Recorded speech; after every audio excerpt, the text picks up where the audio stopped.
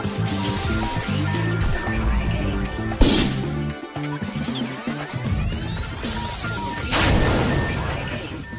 is Your Path, live, with Bishop Mark, live from Dallas Universal Life Church in Dallas, Texas.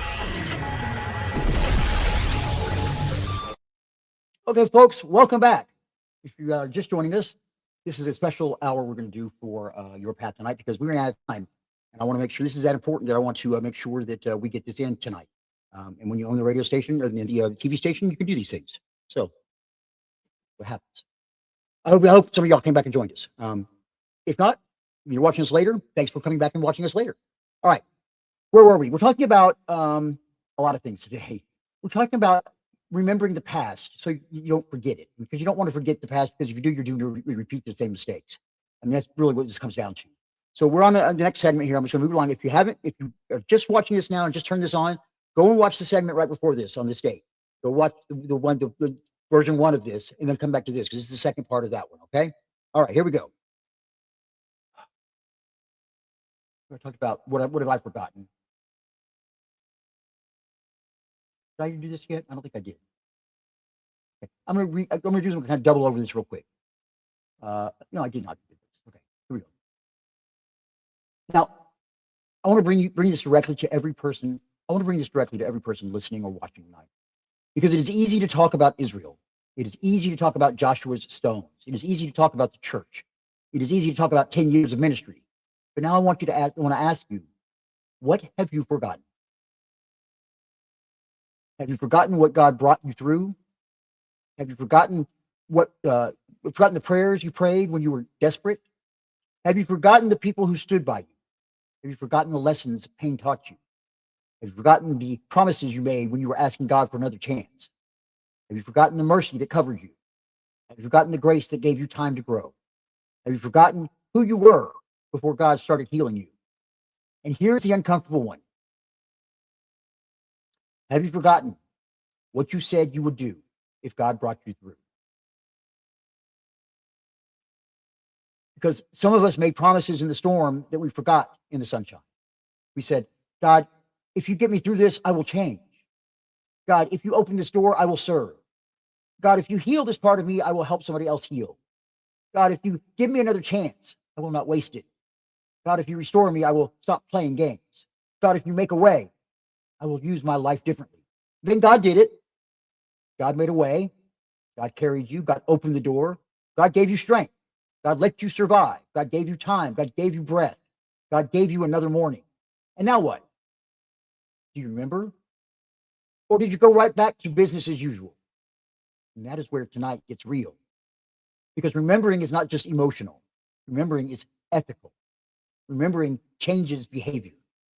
If you remember that you were forgiven, you should become more forgiving. If you remember that you were helped, you should become more helpful. If you remember that you were welcomed, you should become more welcoming. If you remember that you were carried, you should stop looking down on people who are crawling. If you remember that you once needed patience, you should stop being so impatient with people who are still growing. If you remember that grace gave you time, you should stop acting like everybody else has to be perfect by Friday. Some people have spiritual amnesia when it comes to others. They remember their own pain, but they forget their own mess. They remember who hurt them, but they forget who they hurt. They remember needing mercy, but they refuse to give it. They remember being misunderstood.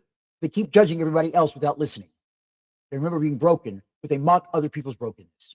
No, that is not remembrance. That is selective memory. And selective memory is dangerous. Real remembrance humbles you. Real remembrance softens you. Real remembrance matures you. Real remembrance makes you useful. Because when you remember honestly, you cannot be arrogant. How can you be arrogant when you know what God had to forgive? How can you be cruel when you know how much mercy you needed? How can you be dismissive when you know how long it took you to grow? How can you look down on somebody else's struggle when you know good and well God had to drag you through some of yours? That is why memory matters. Memory protects humility, and humility protects love. And there's another thing we do.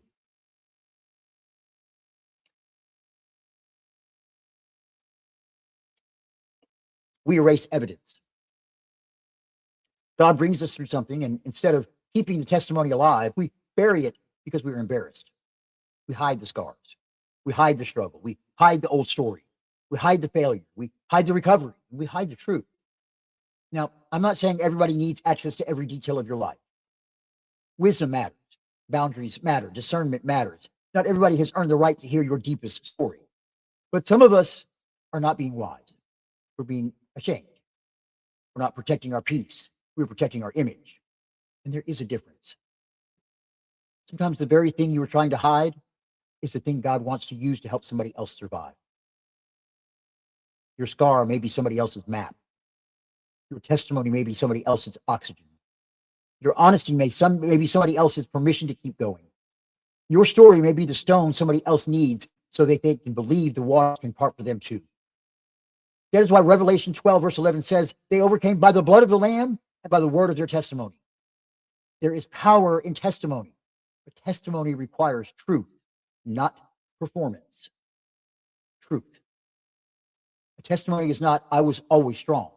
A testimony is, I was weak and God sustained me. A testimony is not, I never doubted.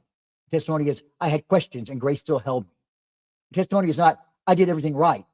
A testimony is, I made mistakes and mercy still found me. A testimony is not, I was never afraid. The testimony is, I was terrified, but God gave me courage for one more step. That is what helps people. Not fake perfection, not religious acting, not pretending you floated down from heaven with a Bible in one hand and perfect emotional health in the other. People do not need your performance. They need your witness. They need to know that God can work in real life, real grief, real bills, real addiction, real loneliness, real betrayal, real depression, real rejection, real church hurt, real family wounds, real fear, real uncertainty, real temptation, real exhaustion, real life. Because if God only works in polished stories, most of us are in trouble. But the good news is that God works in messy stories. God works in wilderness stories. God works in unfinished stories. God works in stories where people are still becoming. So stop erasing the evidence. Stop acting like you have no testimony. Stop minimizing what God has done. Stop saying it was nothing. It was not nothing. You are still here. That is something. You still have love in you. That is something. You still have faith in you. That is something. You still care. That is something. You still show up. That is something. You still pray. That is something. You still believe God can use your life. That is something. Do not erase the evidence. Build the memorial. Tell the story. Give God the glory. Then use the memory to move forward.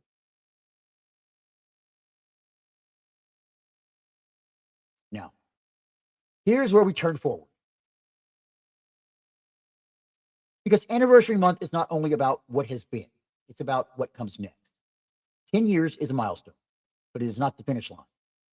Let me say this clearly. A milestone is not a finish line. Milestone tells you how far you have come. Finish line tells you the race is over. And the race is not over. Not for Dallas Universal Life Church, not for your life, not for your calling, not for the work of love, not for the mission of Christ in this world. Philippians chapter 1, verse 6 says that he who began a good work will carry it on to completion. That means God is not finished just because we reached a marker. God is not finished just because we look back and say, look what happened. God is not finished just because we made it through 10 years. God is not finished just because you survived the last season. The question is not only what has God done? The question is also, what is God still doing? And that is where we need courage.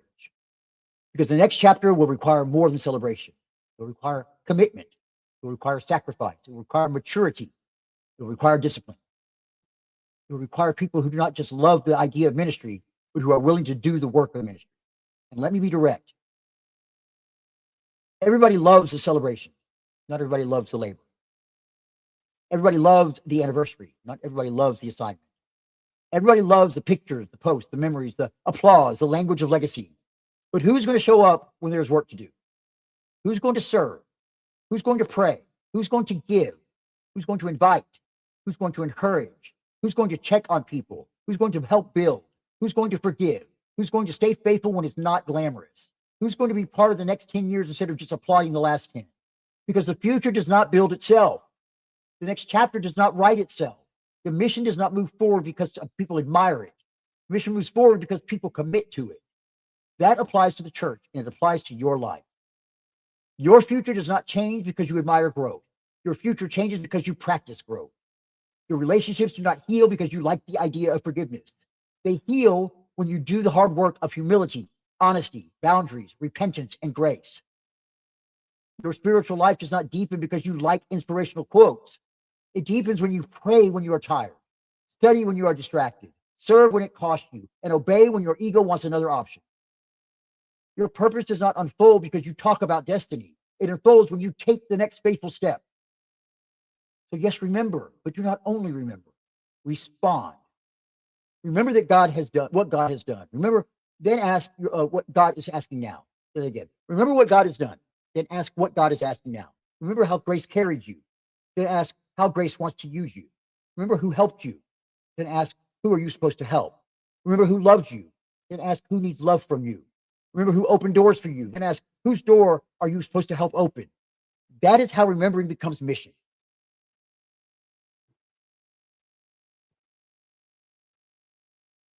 When I look toward the next 10 years, I do not just see more services. I see more lives touched. I see more people welcomed. I see more outreach. I see more ways for us to get outside these four walls. We're working on that physical space. We've been working on that for 10 years. We weren't ready for it, obviously. I hope we are now.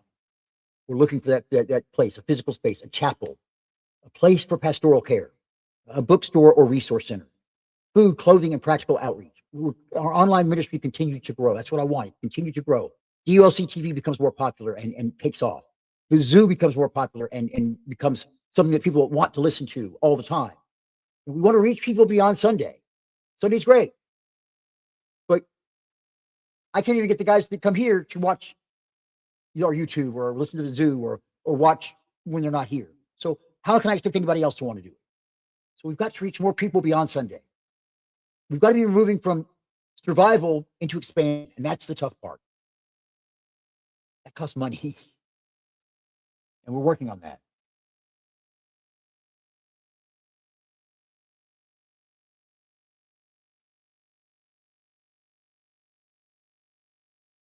I get that people don't see that we're a real church when they see that we're coming from a living room. But I think we're more of a church than a lot of churches out there.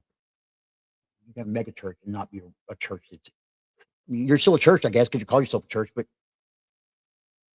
like I said earlier, you've lost the heart of Christ when you're excluding people and kicking people out for their sexual identity or any reason.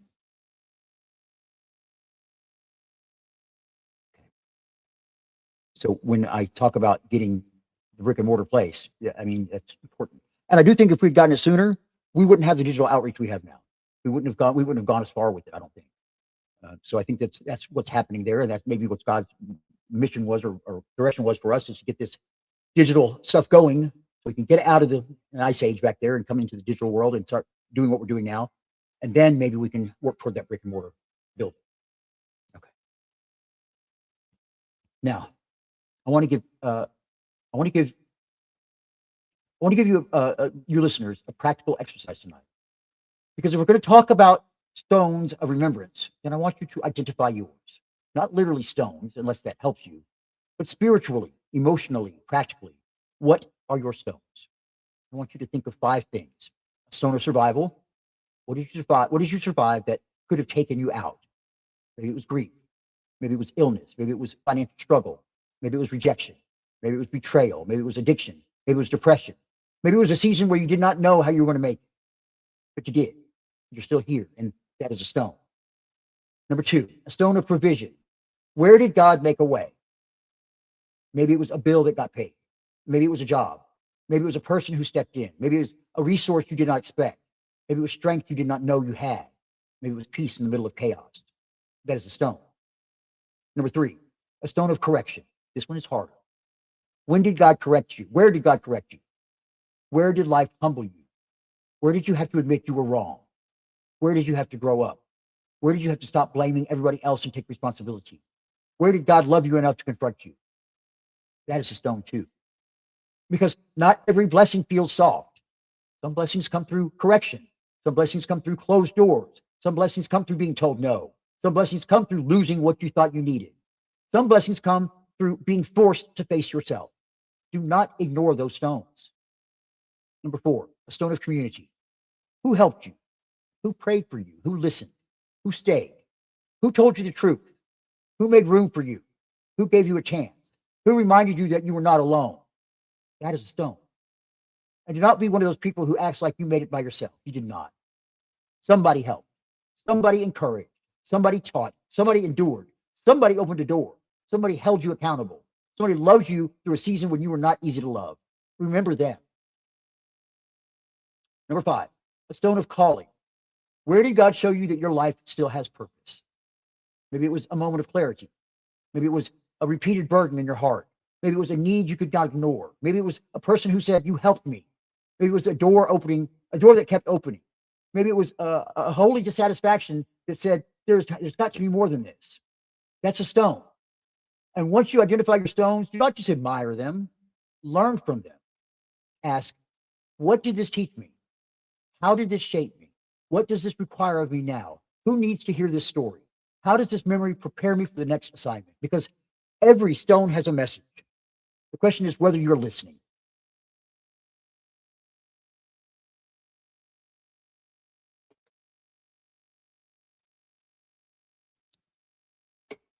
Okay, let's take a quick break. I want to catch my breath here. And we will come back in just a moment and continue this rather long section of Your Path Live with Bishop Mark. We'll be right back, folks. The Zoo Radio Network exists for one reason: to reach people. The Zoo Radio Network exists for one reason: to reach people where they are with music, conversation, and truth that still matters. In a world full of noise, the Zoo is a place for connection, reflection, encouragement, and real talk about faith, life, and purpose. Hi, I'm Sean, and I want to tell you a little more about who the Zoo Radio Network is. We are not backed by corporations. We are not driven by profit. We are powered by people. Your support keeps the Zoo broadcasting not only great Christian music, but also modern pop, classical, country, and live programming that speaks to real life. It allows us to produce shows like Your Path Live with Bishop Mark, stream worship services, amplify unheard voices, and remain accessible to anyone who needs hope. No paywall, no barriers. So, why does your support matter?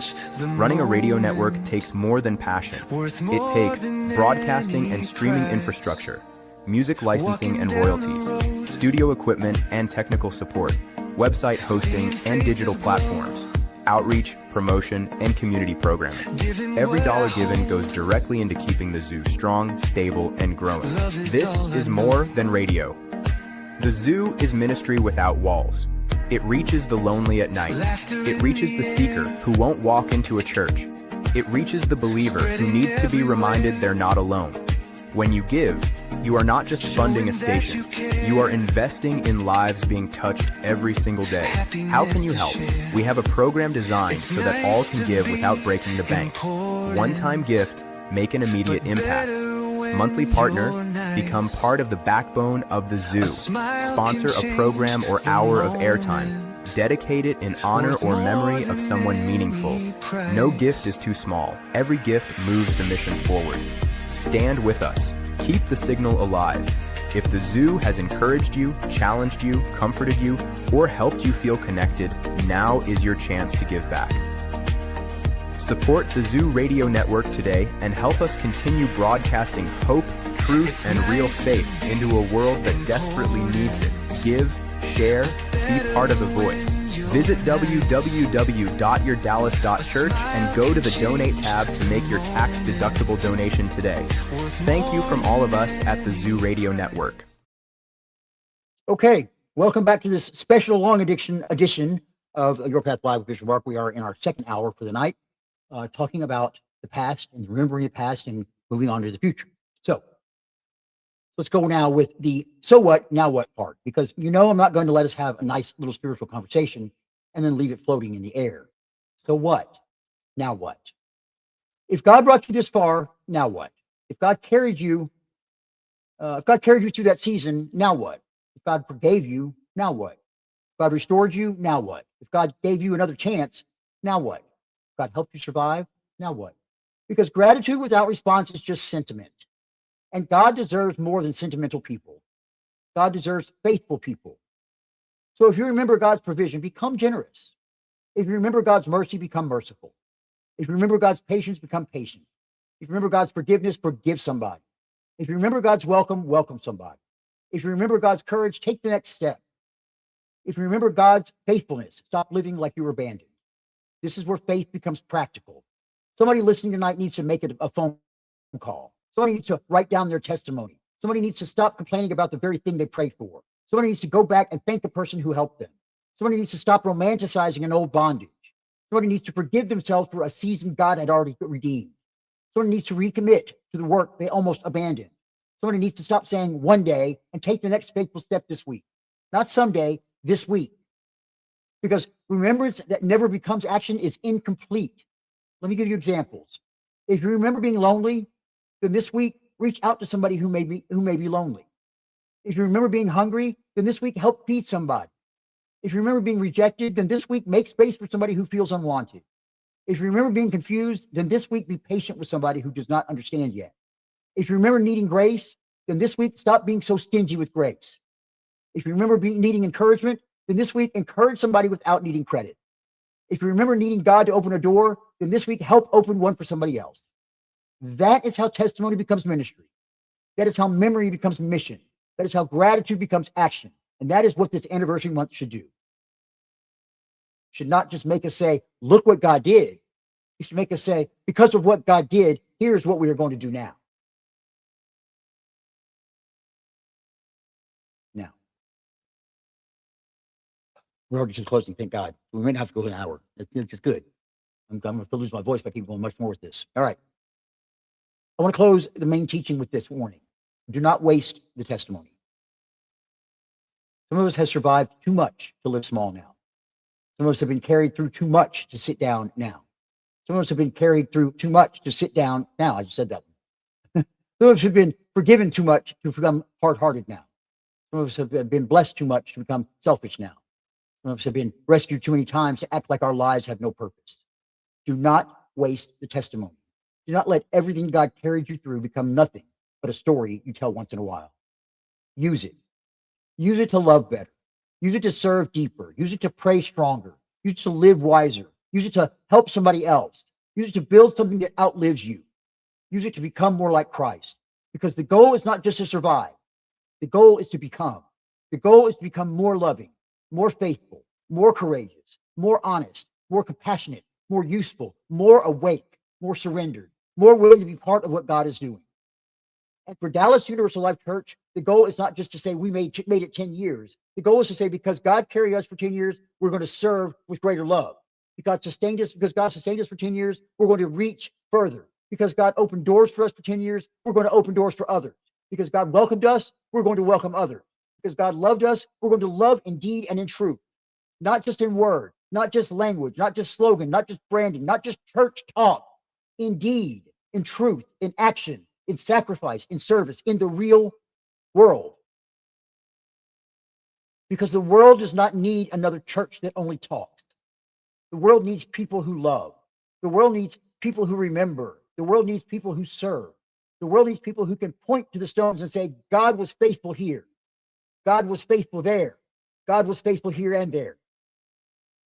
And if God was faithful there, God can be faithful here too. So tonight, I want to challenge you. Before you go to bed, identify your stones. Write them down if you need to. Name the moments God brought you through. Name the people who helped you. Named the lessons you learned. Named the prayers that were answered. Named the doors that opened. Name the storms that did not destroy you. Name the places where grace found you. And then ask, what does this require of me now? Because memory without response is not enough. If God brought you through, live like it.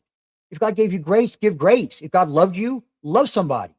If God restored you, stop acting like you're still ruined. If God called you, stop hiding.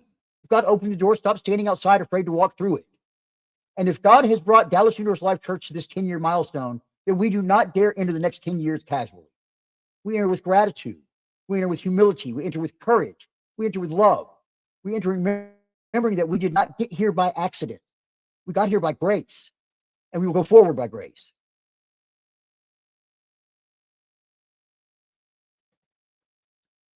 Let's pray. God of the wilderness and God of the promised land, God of the first step and God of the next chapter, God who carried us when we were tired, God who guided us when we were lost, God who held us when we were breaking, God who loved us when we did not know how to love ourselves. We come tonight with grateful hearts. Teach us to remember, not to live in the past, not to worship yesterday, not to become trapped by old wounds, but to remember honestly. Help us remember what you brought us through. Help us remember the mercy we received. Help us remember the people you sent. Help us remember the lessons we learned. Help us remember the doors you opened. Help us remember the prayers you answered. Help us remember the strength you gave. God, where we have forgotten, wake us up. Where we become entitled, humble us. Where we become bitter, soften us. Where we have become afraid, strengthen us. Where we have become distracted, refocus us. Where we have become comfortable, disturb us with holy purpose. For every person listening tonight, remind them that their story is not over. Remind them that survival has meaning. Remind them that testimony has power. Remind them that the scars do not disqualify them. Remind them that what they came through can become part of how they serve. And for Dallas Universal Life Church, as we move through this anniversary month, make us faithful. Do not let's simply celebrate the past. Prepare us for the future. Make us a church of love in action. Make us a church that welcomes the wounded. Make us a church that serves beyond the walls. Make us a church that tells the truth with compassion. Make us a church that remembers your faithfulness and responds with obedience. Thank you for the road. Thank you for the lesson. Thank you for the people. Thank you for the grace. Thank you for the next chapter. In Christ's name, amen.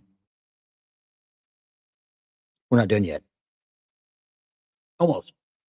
Okay. After that beautiful prayer, we had the next segment that I have. Okay, let's do that. So here's our next segment. So we have a little more time tonight, which we really don't, but we're going to say we do because we've got another half hour on this optional hour here. So let's talk about it. Did it go off? Okay. All right. Now, if we have a little more time tonight, I want to stay with this idea just a little bit longer. That's what we're going to do. Because sometimes when we talk about remembering, people don't always remember the moments that make them feel good. Some of the most important memories are the hard ones.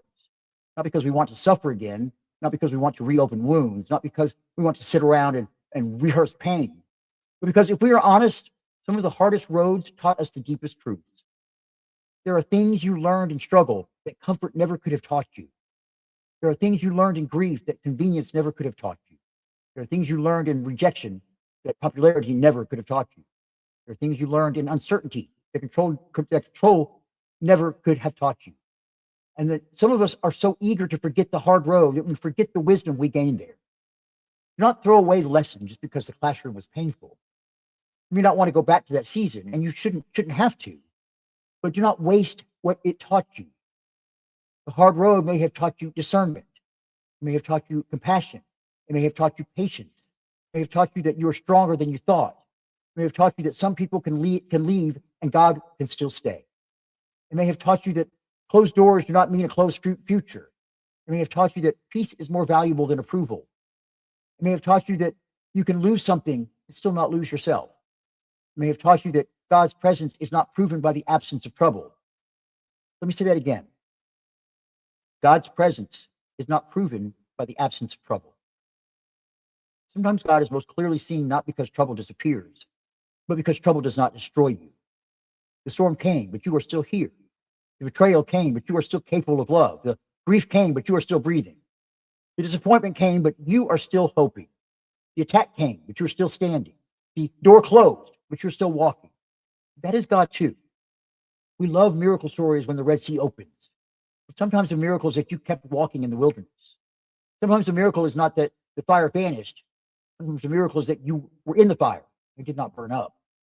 Sometimes the miracle is not that the lion's den never happened. Sometimes the miracle is that God met you in the den. Sometimes the miracle is not that the cross was avoided. Sometimes the miracle is that resurrection came after it. So Do not look at the hard parts of your story and assume God was absent. God may have been holding you in ways you did not recognize at the time. You may not have had all the answers. You may not have felt strong. You may not have known what was coming. But somehow, step by step, breath by breath, day by day, you made it. And now you have a responsibility. Yeah. Do not become the kind of person who forgets what pain feels like. Do not become the kind of person who forgets what struggle feels like. Do not become the kind of person who forgets what it feels like to need help. Because when you forget your own vulnerability, you become dangerous to other vulnerable people. You become impatient. You become judgmental. You become cold. You start saying things like, they should just get over it. They should work harder. They should just have more faith. They should just stop being dramatic. But maybe what they need is not your judgment. Maybe they need your memory. Maybe they need you to remember when you were not okay. Maybe they need you to remember when healing took time. Maybe they need you to remember when one kind word kept you going. Maybe they need you to remember when somebody's patience made room for your growth. This is how remembered pain becomes compassion. This is how remembered struggle becomes ministry. This is how remembered weakness becomes strength. So as we continue through this anniversary month, and as you continue through your own life, do not ask, what did I survive? Ask, how can what I survived help somebody else live? That is the deeper question. That is where testimony becomes service. That is where remembrance becomes love. That is where the road behind you becomes a light for somebody walking behind you. And maybe that is part of why God brought you through. Not just so you could say, I made it, but so you could turn around and say to somebody else, keep walking. I know this road. God can bring you through.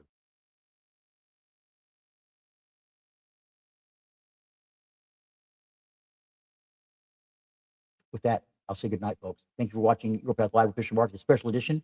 We'll see you. Let me just say this. First, let me get the little announcements out of the way. This coming Friday, don't forget to listen to the official start of the week with Bishop Mark on the Zoo Radio Network. It's THEZUE.net. It starts at 5 p.m. Central Time.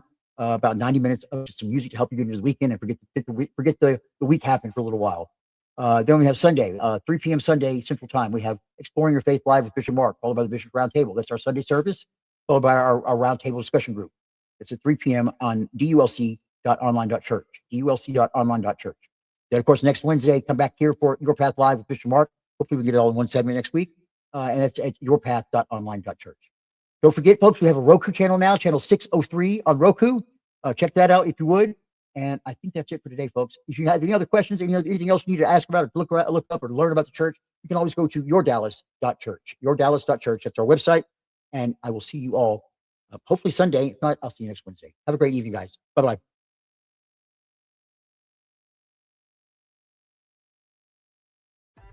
Thank you for joining us for Your Path Live with Bishop Mark.